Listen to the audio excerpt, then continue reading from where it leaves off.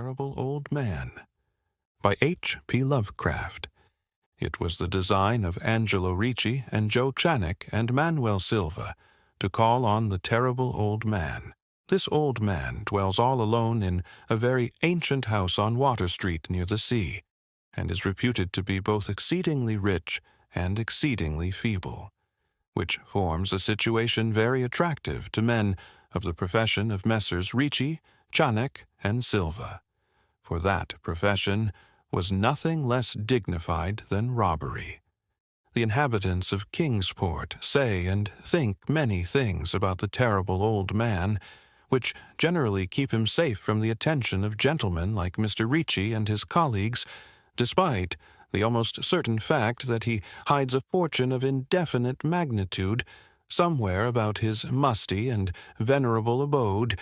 He is, in truth, a very strange person, believed to have been a captain of East India clipper ships in his day, so old that no one can remember when he was young, and so taciturn that few know his real name.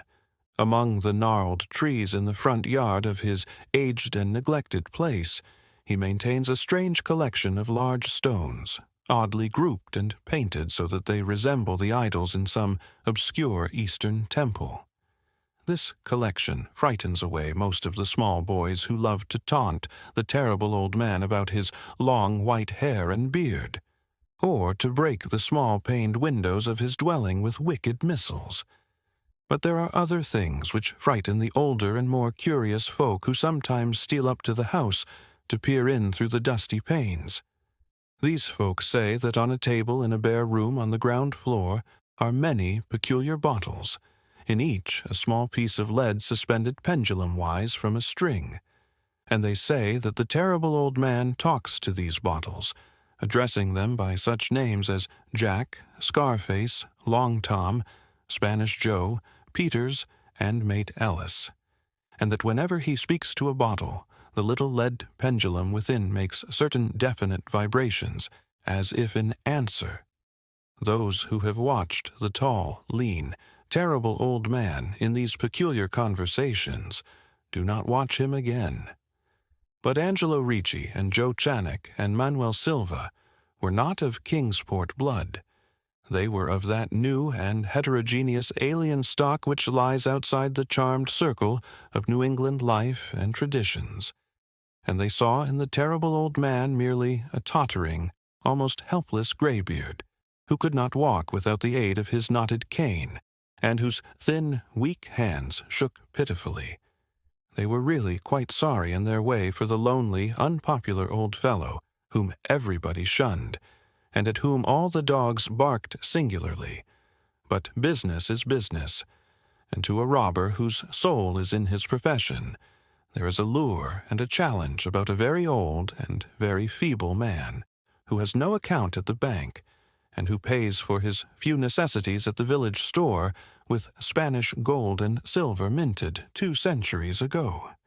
Messrs. Ricci, Channock, and Silva selected the night of April 11th for their call. Mr. Ricci and Mr. Silva were to interview the poor old gentleman, whilst Mr. Channock waited for them and their presumable metallic burden with a covered motor car in Ship Street, by the gate in the tall rear wall of their host's grounds.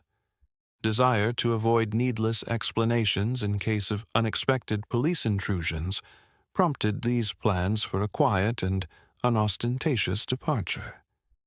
As prearranged, the 3 adventurers started out separately in order to prevent any evil-minded suspicions afterward. Messrs. Ricci and Silva met in Water Street by the old man's front gate, and although they did not like the way the moon shone down upon the painted stones through the budding branches of the gnarled trees, they had more important things to think about than mere idle superstition.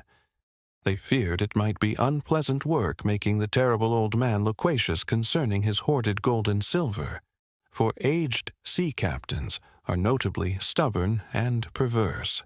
Still, he was very old and very feeble, and there were 2 visitors.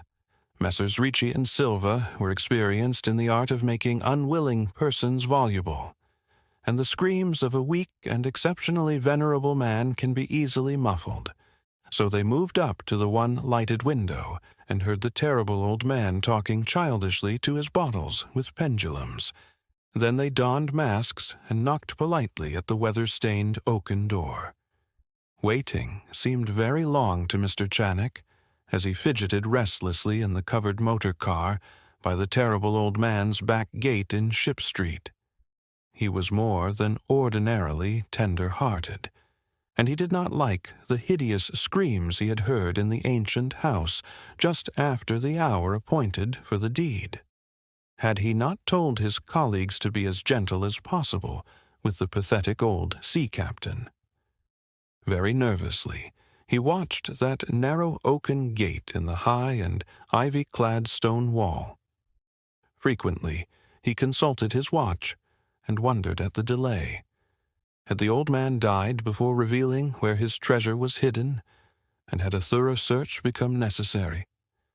Mr. Channick did not like to wait so long in the dark in such a place. Then he sensed a soft tread or tapping on the walk inside the gate, heard a gentle fumbling at the rusty latch, and saw the narrow, heavy door swing inward. And in the pallid glow of the single dim street lamp he strained his eyes to see what his colleagues had brought out of that sinister house which loomed so close behind. But when he looked, he did not see what he had expected, for his colleagues were not there at all, but only the terrible old man, leaning quietly on his knotted cane and smiling hideously. Mr. Channick had never before noticed the color of that man's eyes. Now he saw that they were yellow. Little things make considerable excitement in little towns, which is the reason that Kingsport people talked all that spring and summer about the 3 unidentifiable bodies, horribly slashed as with many cutlasses, and horribly mangled as by the tread of many cruel boot heels, which the tide washed in. And some people even spoke of things as trivial as the deserted motor car found in Ship Street, or certain especially inhuman cries, probably of a stray animal or migratory bird, heard in the night by wakeful citizens. But in this idle village gossip, the terrible old man took no interest at all. He was by nature reserved, and when one is aged and feeble, one's reserve is doubly strong. Besides, so ancient a sea captain must have witnessed scores of things much more stirring in the far-off days of his unremembered youth,